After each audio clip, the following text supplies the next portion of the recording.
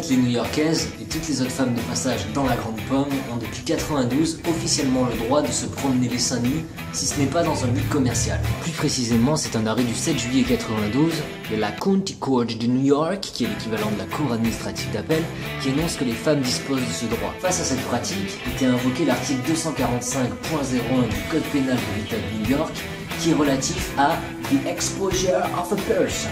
Alors il est précisé dans cet article qu'une personne est coupable d'exposure si elle apparaît en public d'une telle façon que ses parties privées ou intimes sont non vêtues ou exposées. Mais au final, la Cour va se fonder sur l'esprit de l'article 245.0. Elle précise que cet article découle d'une loi de 1967 qui à l'origine a été votée pour décourager les serveuses et les femmes travaillant dans l'événementiel de pratiquer le topless. Alors elle en conclut qu'en l'espèce, le texte n'est pas applicable puisque les défendresses ne s'étaient pas promenées seins nus dans la rue dans un but commercial.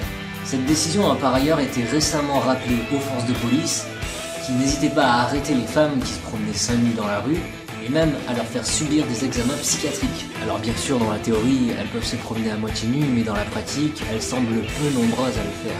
Peut-être est-ce plus courant de voir les femmes seins nus dans les espaces verts de New York, puisque ces espaces verts représentent une superficie de pas moins de 113 km², soit quand même 8 km² de plus que la superficie de Paris, environ 10 fois la superficie de Nancy, un peu plus de 2 fois la superficie de Bordeaux, Lyon ou Montpellier, et environ la moitié de la superficie de Marseille. Et je parie que vous le saviez pas, mais la ville la plus grande de France, c'est Arles.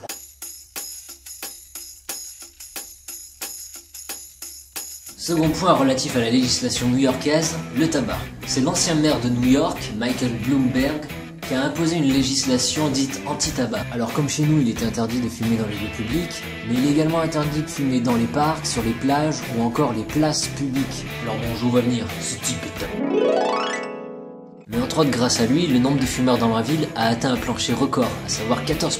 Grâce à une législation stricte, des tarifs élevés, puisqu'un paquet de tabac coûte environ entre 10 et 15 $, la plupart des fumeurs se sont rendus compte que fumer au final c'était pas si indispensable que ça. Ou alors, on leur a donné le coup de pouce supplémentaire dont ils avaient besoin pour arrêter de fumer. Alors si malgré ça, vous pensez vraiment que ce type est un salaud et qu'il porte atteinte à la liberté fondamentale de choper un cancer et au droit fondamental de porter atteinte à l'intégrité physique des autres personnes en leur imposant un tabagisme passif, alors dites-vous que comparé à certains de nos politiques, le mec est plutôt réglo. La campagne qui a précédé son élection a été financée uniquement avec ses deniers personnels. Et au titre de son mandat de maire, il touchait la rémunération symbolique de 1 €. Par ailleurs, il est classé 6e dans le top 50 des philanthropes américains établi par le magazine Forbes. Il a ainsi fait don de 452 millions de $ durant l'année 2013. Son don record revient à l'université Johns Hopkins pour un montant de 350 millions de $. Et durant toute sa vie, il a en tout versé 3,3 milliards de $. Bon, au pire, si tu veux quand même fumer à New York,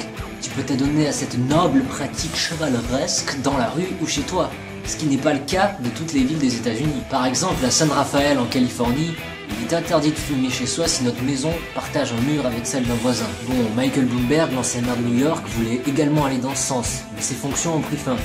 Mais il semble que le nouveau maire soit un peu du même bord, puisque depuis le 29 avril 2014, toutes les dispositions précédemment citées sont applicables à la cigarette électronique.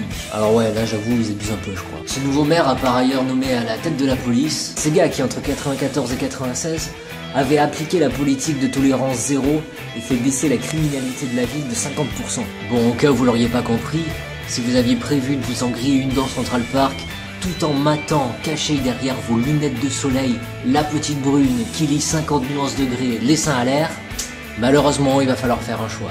Boobs ou smoke.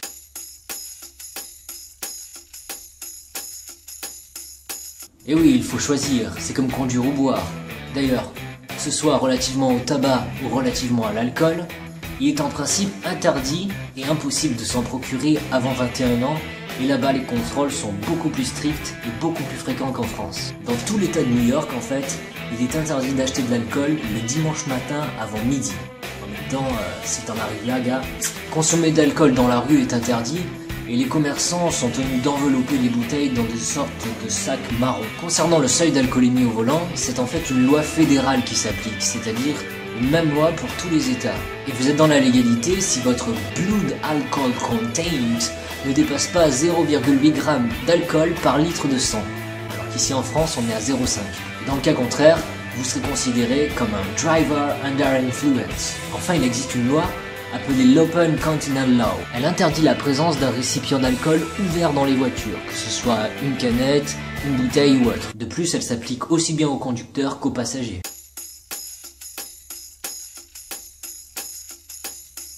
Dernier point, le point viril, le droit de porter une arme. C'est le deuxième amendement de la Constitution qui sert de fondement au droit de porter une arme. La Cour suprême est venue en 2008 apporter des précisions en affirmant qu'une personne est en droit de posséder une arme, mais seulement pour se défendre. Mais le problème, c'est qu'à partir de là, selon les États, il y a des divergences sur cette notion de défense. Dans certains États, la notion « stand your ground » peut signifier se défendre ou tirer le premier. Mais dans la ville de New York, il est en vérité très difficile pour un citoyen lambda d'obtenir un permis de port d'armes. Toutes les licences sont délivrées par le département de police et la plupart offrent seulement le droit de posséder une arme. Alors si le New-Yorkais ne peut prouver qu'il a plus besoin d'une arme que le commun des autres citoyens, alors il devra se contenter de ce permis-là. L'arme doit aussi bien être transportée qu'entreposée dans une boîte verrouillée.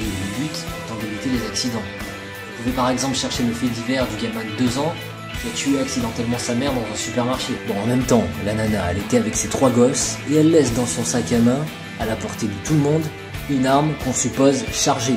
À moins que le gamin soit un Chuck Norris en puissance. Je mets les pieds où je veux, Little John, et c'est souvent dans la gueule. Alors après, on a aussi les gamins qui sont un peu trop influencés par les jeux vidéo. Vous voyez, geeker, ça peut être fun. Mais bon, le principe, c'est le même qu'à Las Vegas. Ce qui se passe dans le jeu vidéo reste dans le jeu vidéo. Bon, la palme revient quand même aux infanticides et parricides. Quoique si un parent veut absolument tuer son enfant, à ce moment-là, il n'a pas besoin d'une arme. Il trouvera toujours un moyen.